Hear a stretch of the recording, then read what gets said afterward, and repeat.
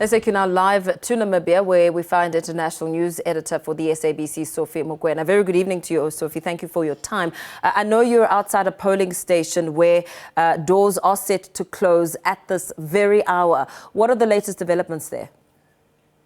Well, we had to leave the polling station and come here at the results center. As you can see behind me, that we are at the Electoral Commission of Namibia's results center, because we were told that there was going to be a media briefing where they will be updating the journalists in terms of how the day progressed. But unfortunately, they chose to just speak, make statement on the national broadcaster, and therefore, but I was able to listen to the CEO of the commission when he was delivering that statement, saying that they are happy that there was a very good turnout in terms of people going to the polling stations to cast the ballots. And therefore, that speaks to the Namibians themselves, who are committed to the democratic system and also respecting the laws of the country. But we've been able to speak to other people who are in some areas where we couldn't go, because this morning we went to a high school here in Windhoek, where we were able to see people who arrived early. And as we saw in that insert, we also visited a township called Soweto. Things were running smooth. We came back to central town, Windhoek, went to an institution of higher learning. We saw very, very long queues.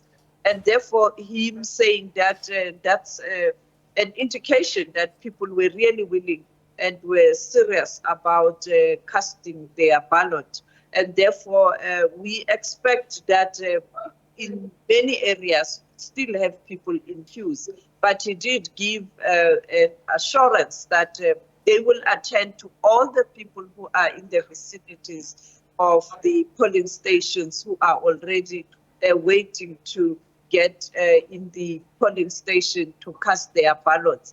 And therefore, I think that will be another challenge, because now it's late at night. We got information that in some polling stations, they don't have ballot papers. Now you will have then to transport this election material at night, which is indeed a risk. And some people saying they ran out of election material quite early in the morning, and some polling stations closing because they didn't have enough ballot papers. But the question is, did the Electoral Commission perhaps look at the interest of Namibians and prepare better? We did ask them on Monday. They were quite confident that it's all systems go at that moment and they won't be having challenges. But here we get reports from the political parties. You know that they have their own monitoring system, and they are gathering information that in some polling stations, they don't have the ballot papers. And the other issue is that even the technology that they are using, some of them had problems later in the afternoon. I went to one polling station here in town later in the afternoon. The queues were very slow, and people were complaining that they arrived very early and they are still in the queues, because it looks like the staff is exhausted. And they were even asking us to speak to the commission to help perhaps bring more people to come and assist. But I think this is something that the Electoral Commission will have to attend to. I know that you interacted and engaged with a lot of young people as you try to get a sense of what the hopes and expectations are, and why the young people feel it important to go out and make their mark today. As you speak about voter turnout and the long queues and some of the challenges, what would have influenced voter turnout, especially with your interactions with Namibians on the ground? The story of Africa is a story of a young population. And you know that even globally, that is why there's a scramble for Africa, because the population is quite young, and some of them very well educated with skills, and they are not working. And therefore, they are quite frustrated that there are no jobs. And this is not a problem for Namibia only, but many other countries, including South Africa. And therefore, the issue of job creation is a priority to them. The second issue that I picked up is that as the country is now in a process to look at all those discoveries of oil and gas, there's a feeling that they want this time around that all these resources, the mineral resources in this country, must benefit ordinary people. For example, the diamonds.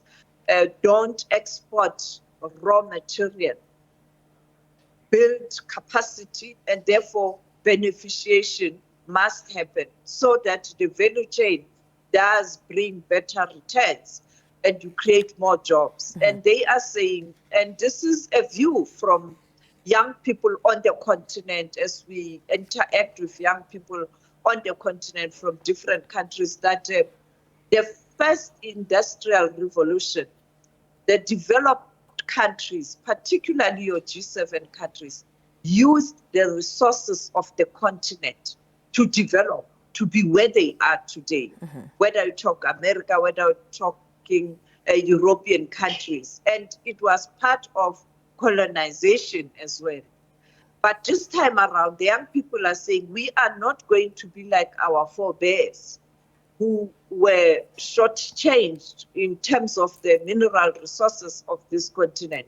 Now, this industrial revolution, where we see technology playing a pivotal role, and many countries are scrambling for resources that can help them to advance technology in their countries.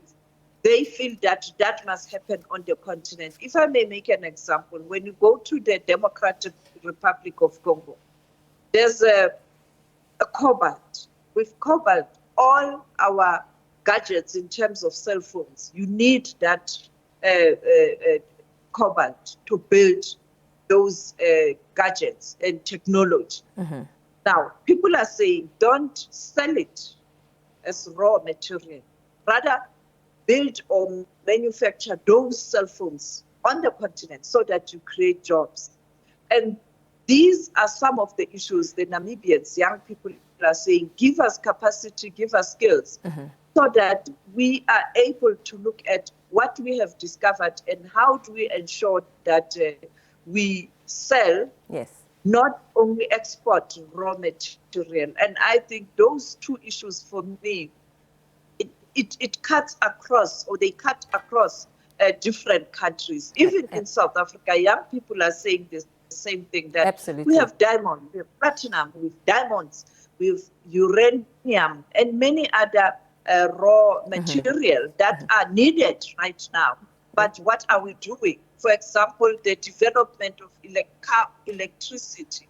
You need certain products from Africa to be able to move to the electric car batteries. And if you don't use this opportunity, it will be a missed opportunity again to develop the continent. Certainly a common thread there. Thank you so much. Live developments coming from Namibia as we take stock of the elections there. Of course, voting stations set to have closed at 9 o'clock, but some challenges with others. International news editor for the SABC, Sophie Mokoena, on the ground there, giving us those developments.